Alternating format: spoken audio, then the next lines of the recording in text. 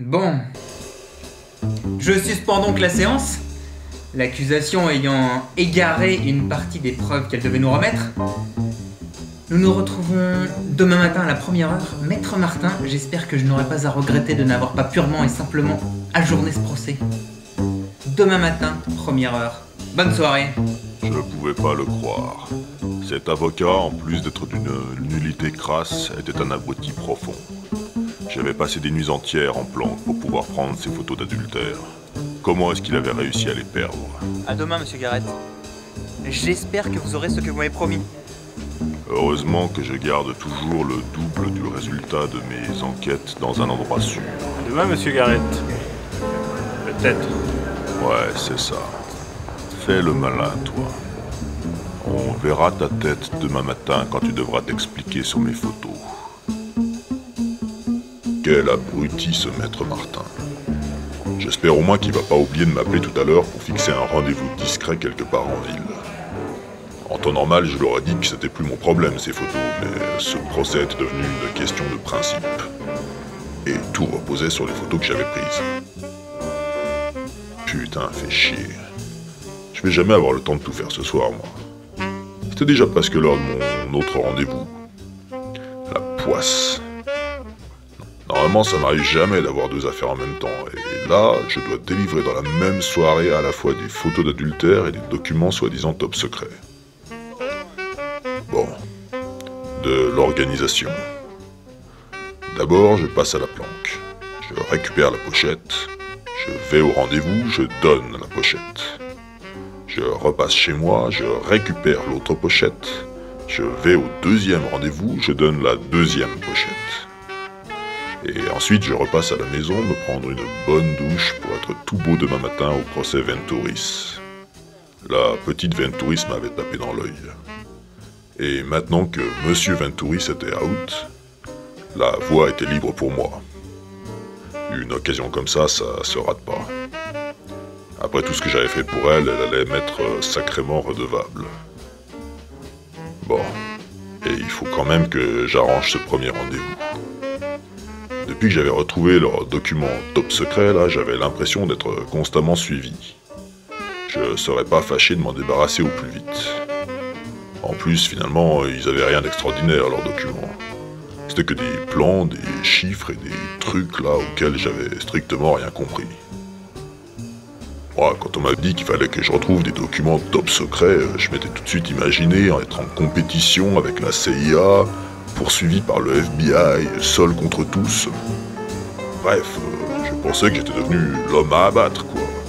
Portant l'information qui allait sauver la paix dans le monde. Ouais, j'avais été bien déçu. Bon, allez, j'envoie, on verra bien sa réponse.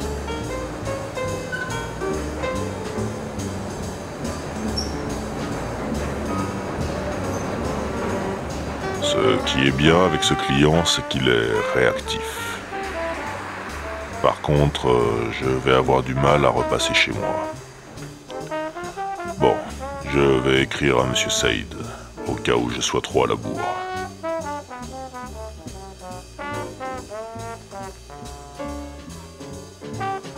J'espère que c'est toujours là, je sais pas pourquoi, j'ai un mauvais pressentiment. Ça m'a rendu un peu parano cette histoire de documents top secret. Ok, c'est toujours là, c'est déjà ça. Un bon détective se doit d'avoir de bonnes planques. Qu'il s'agisse de documents top secrets ou de photos de couple à poil en train de baiser, il ne faut rien laisser traîner.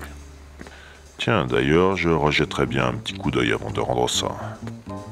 Allez quoi, je risque rien. Putain, il faudra que je pense à changer cette sonnerie de SMS 2000. Regarde-moi ça, ce travail.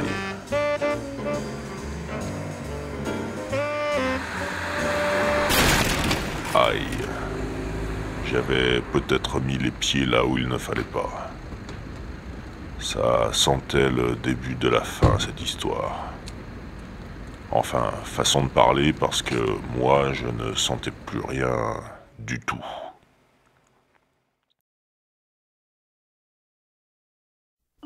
Quand j'étais enfant, je rêvais de devenir l'égal d'Humphrey Bogart dans Le Faucon Maltais. Malheureusement, la réalité du métier de détective privé était bien différente. Des histoires d'adultère, de temps en temps une disparition. Au début, c'était marrant de prendre des photos de couple à poil ou en train de se bécoter. Mais ça devient vite répétitif. Et mis à part quelques maris infidèles qui m'appelaient pour me menacer parce que je les avais pris en photo dans des situations embarrassantes, ma vie n'était pas très excitante. Ah, les maris infidèles. C'est sûr que ça n'avait rien de top secret. Le plus souvent, ils n'avaient même pas la décence de se planquer pour faire leur cochonnerie. Monsieur Garrett, où sont les photos? Où sont les photos? En attendant, j'étais sur le fil du rasoir. Je me sentais assiégé par un immense vide existentiel. En équilibre instable sur la passerelle des illusions perdues. Tout ce que je demandais, moi, c'était une affaire, une seule. Vous savez, un truc qui pourrait me faire sentir, pour une fois, juste une fois, dans les bottes d'un vrai détective. Au fil des jours et des déceptions, l'alcool était devenu mon dernier rempart. Mon seul ami aussi, me protégeant du néant d'une existence ratée. Quand on est détective, on ne prend pas d'antidépresseurs. Ça serait antiprofessionnel. On s'adresse plutôt au docteur Johnny Walker. Et puis un jour, finalement, ça m'est tombé dessus. Comme ça, sans prévenir, au moment où par désespoir, j'allais m'allumer une clope. J'aurais dû flairer les ennuis à peine j'ai entendu son léger accent étranger. Sa voix était trop douce et trop charmante pour être honnête. Quoi qu'il en soit, j'aurais jamais dû lui proposer de passer. Si j'avais pu imaginer la suite, je me serais contenté d'affaires de divorce. À peine la porte ouverte, j'étais sous son charme vénéneux. Elle dégageait un subtil mélange d'innocence et de séduction lascive. Un cocktail qui tue. Je la regardais se déhancher devant moi et déjà la moitié de mon esprit critique était partie en vacances. La deuxième moitié ne demandait d'ailleurs qu'à faire de même. Je m'appelle Samantha Venturis. Grec, à tous les coups. Avec un nom pareil... Je suis brésilienne. Bon. Et mon mari, Costas Venturis, est grec. À regarder ses cheveux blonds, j'aurais plutôt dit suédoise. Anyway, son histoire semblait tout droit sortie d'un film d'espionnage. Elle parlait sans arrêt, un vrai moulin à paroles. Mais moi, je n'entendais que le mouvement de ses lèvres. Dans tous les cas, plus je la regardais et plus son histoire me semblait improbable. Elle était de passage à Lyon avec son mari Costas Venturis pour un congrès. Celui-ci avait acheté à peine arrivé une carte SIM française. Une fois la carte dans son téléphone, il avait reçu un mystérieux message en suédois. « Je suis en retard, rendez-vous à 20h devant Fourvière.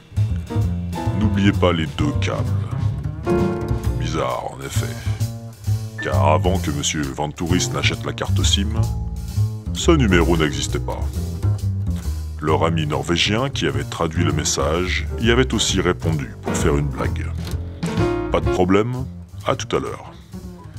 Les époux Venturis voulaient dans tous les cas visiter Fourvière, ils en avaient profité pour se rendre au mystérieux rendez-vous. Costas Venturis avait même amené 2 câbles électriques, au cas où. Constatant que personne ne s'était présenté au rendez-vous, ils étaient redescendus en ville. Et pour rendre la descente plus intéressante, Samantha Venturis avait voulu passer par le théâtre romain. C'est là que l'histoire est devenue rocambolesque.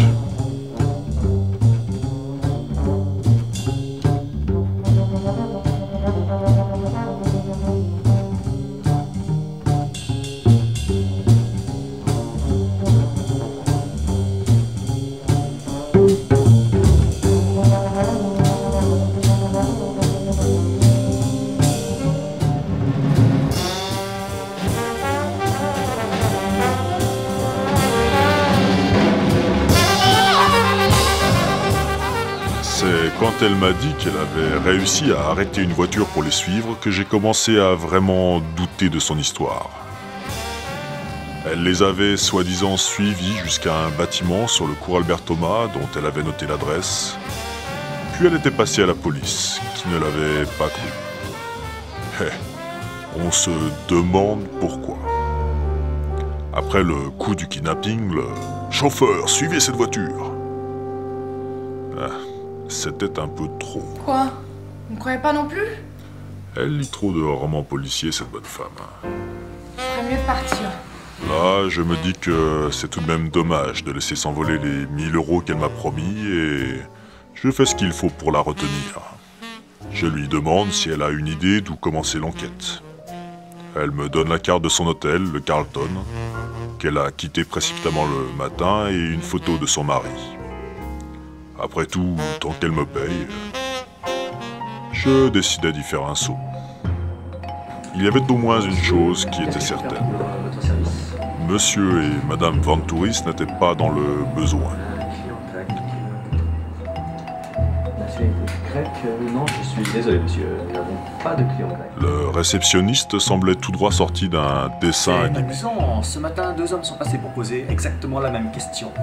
Savoir si un homme de nationalité grecque serait resté dans cet hôtel. Le genre agent secret, si vous voyez ce que je veux dire. Ouais, plutôt d'un mauvais film d'espionnage finalement.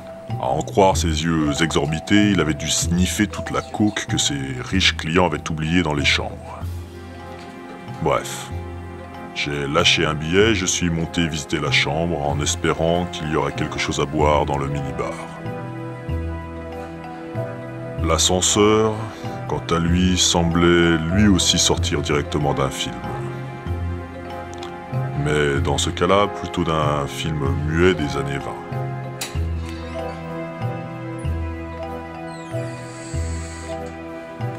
C'était un miracle qu'il soit capable de hisser ma carcasse pesante jusqu'au 3e étage. Je me demandais à quoi allait ressembler la chambre.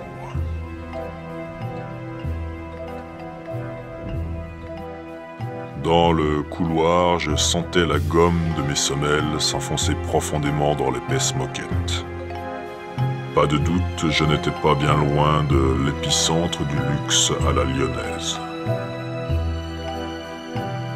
J'arrivais à la chambre 250.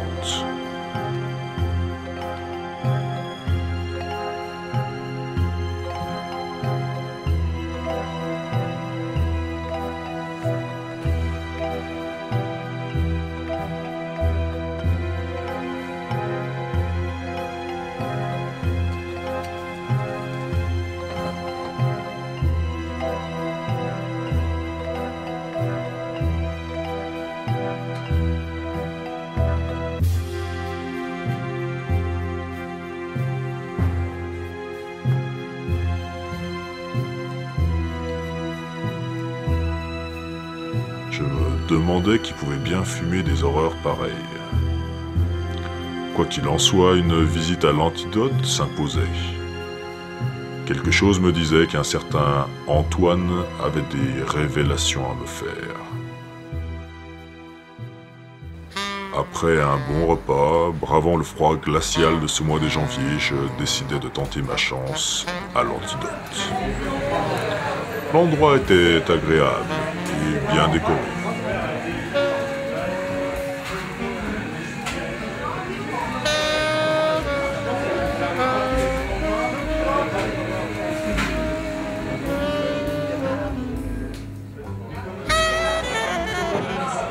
Apparemment, ce numéro, ou ce nom, était un vrai passe-partout.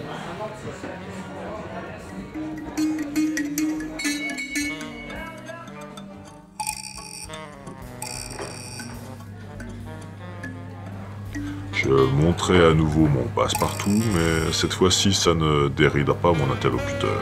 Comment t'as eu ça? Je lui racontais ma visite de la chambre d'hôtel et lui demandais s'il pouvait m'aider dans mon enquête. Ouais, je connais Costa.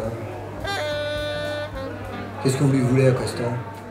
Devenant toujours loquace face à un flingue, je décidai de lui expliquer ma rencontre avec Samantha, afin qu'ils comprennent que je n'étais qu'un pauvre détective inoffensif à la recherche d'un homme qu'ils ne connaissaient même pas.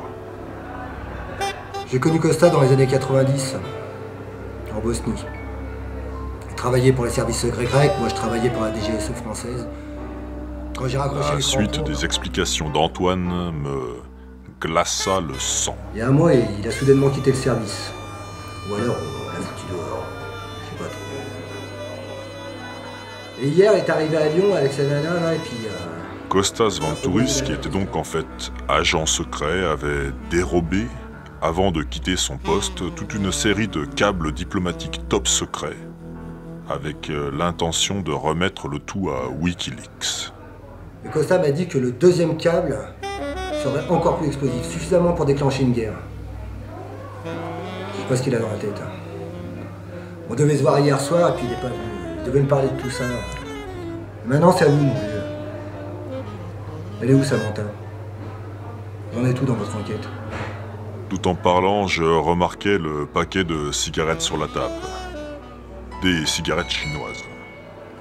Je me demandais si j'allais sortir vivant de la pièce. J'imaginais déjà mon corps en train de se dissoudre dans un bain d'acide quand ils m'ont souhaité bonne chance et m'ont laissé partir. Sur le chemin du retour, je reçus à nouveau un appel d'un mari infidèle me réclamant encore une fois, je sais pas quelle photo. Qu'est-ce qu'ils me voulaient tous à la fin? Les photos, monsieur Garrett. Où sont les Ça photos? me tapait sur les nerfs, tout ça. Les photos, monsieur Garrett. Où sont les photos? J'avais besoin d'un whisky. D'urgence. Où sont les photos? Les photos? Monsieur Garrett, où sont les photos? Les photos. Où sont les photos? Où sont les photos? Les photos. Où sont les photos? J'en avais mal au crâne de tellement réfléchir.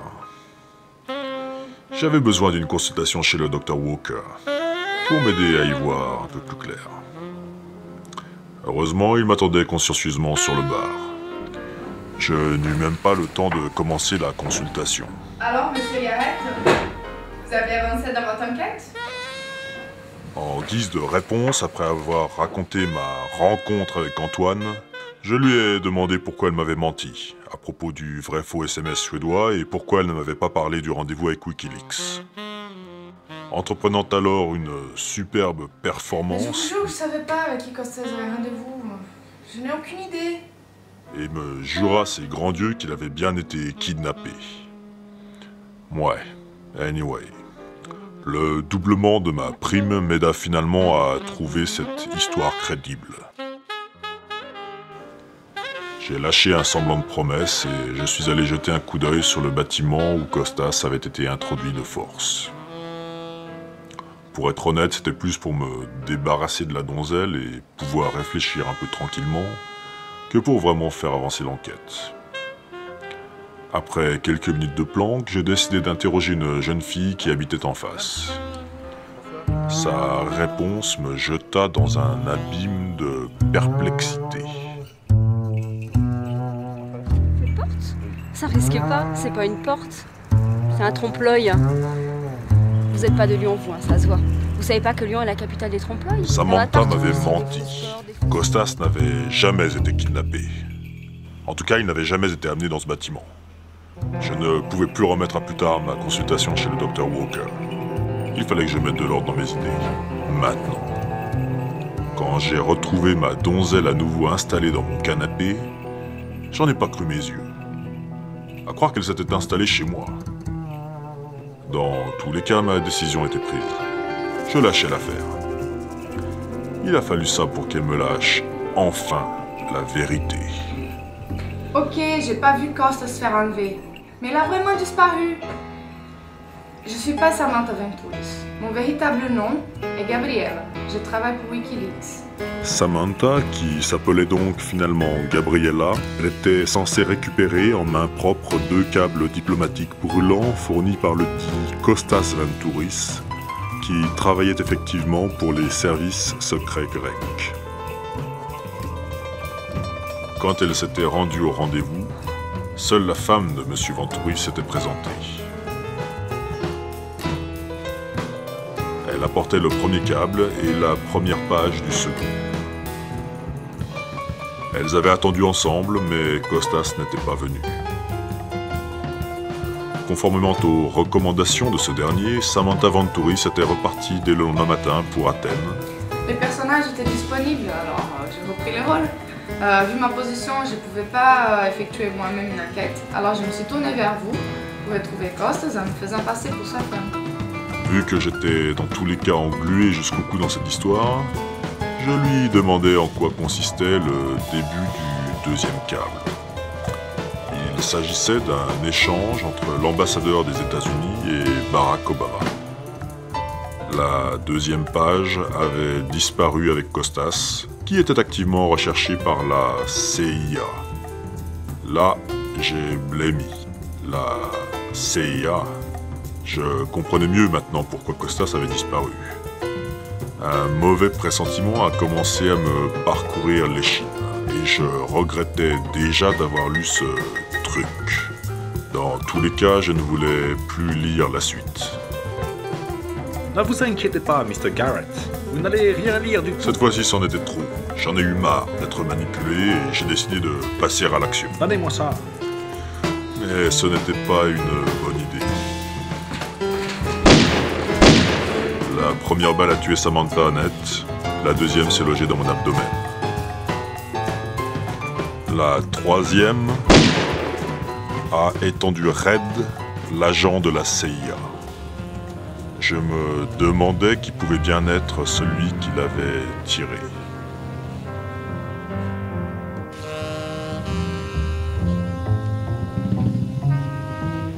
Je suis Costas Ventouris. Il était vivant.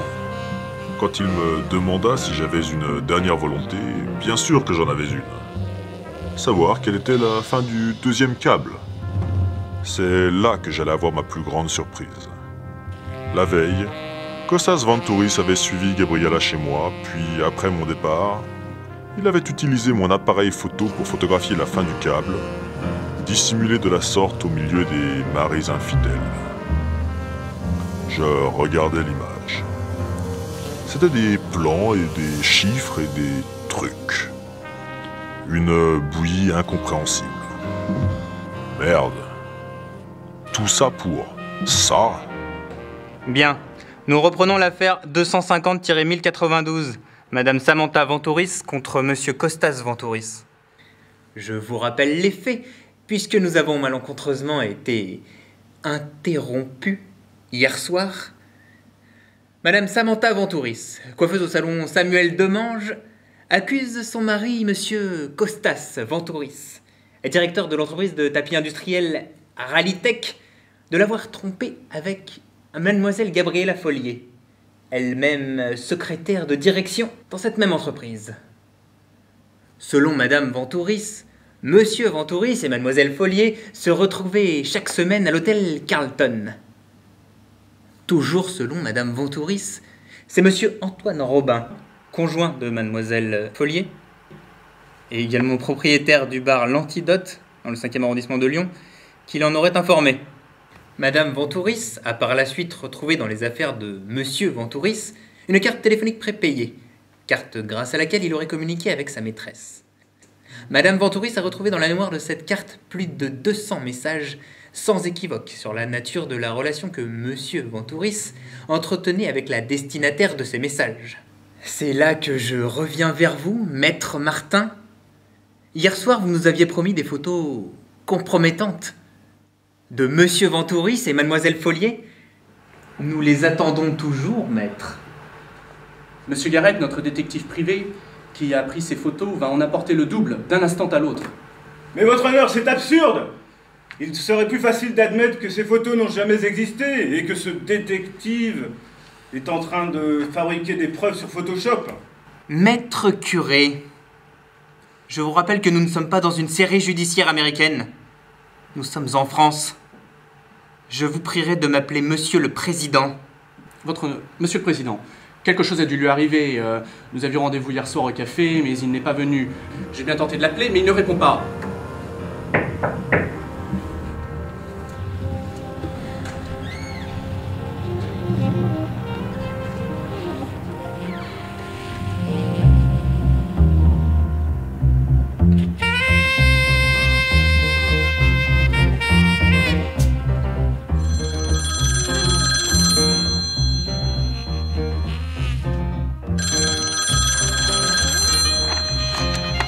quoi tous ces plans? C'est quoi tous ces chiffres?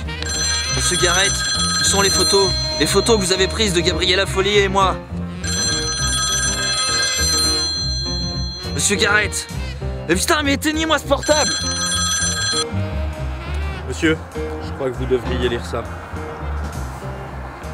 C'est qui ce Saïd? Monsieur, notre contrat est terminé. Les photos ne sont pas là.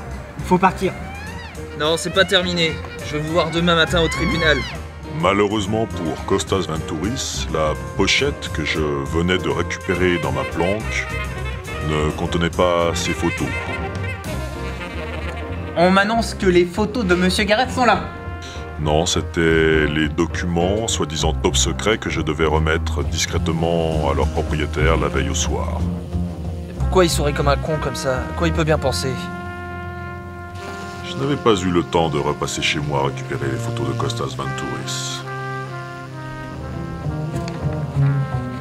Monsieur Garrett, qui est Monsieur Saïd? Où sont mes photos? Il faut partir. Maintenant. On se reverra, Monsieur Garrett. J'irai vous chercher jusqu'en enfer s'il le faut. Constatant que je n'étais pas passé à la maison, mon concierge, M. Saïd, avait apporté les photos au tribunal, comme je lui avais demandé.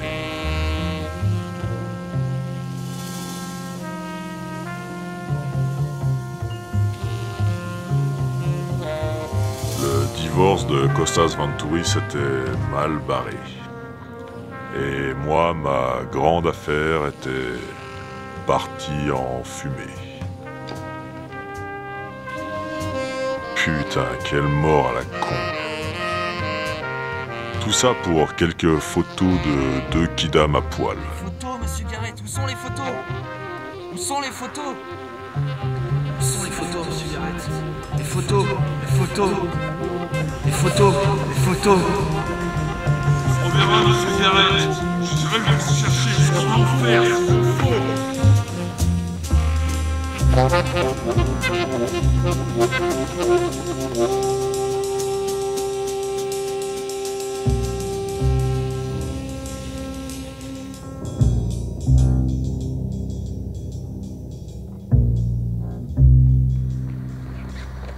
On se reverra, Monsieur Garrett. Je dirais que vous cherchez jusqu'en enfer s'il le faut. C'est vrai que, comme ça aurait eu plus de gueule.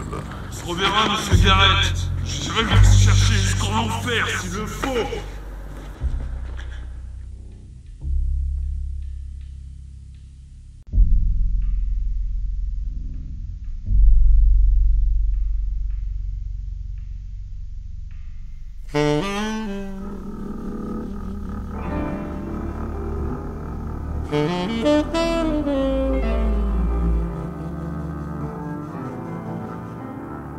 Mm-hmm.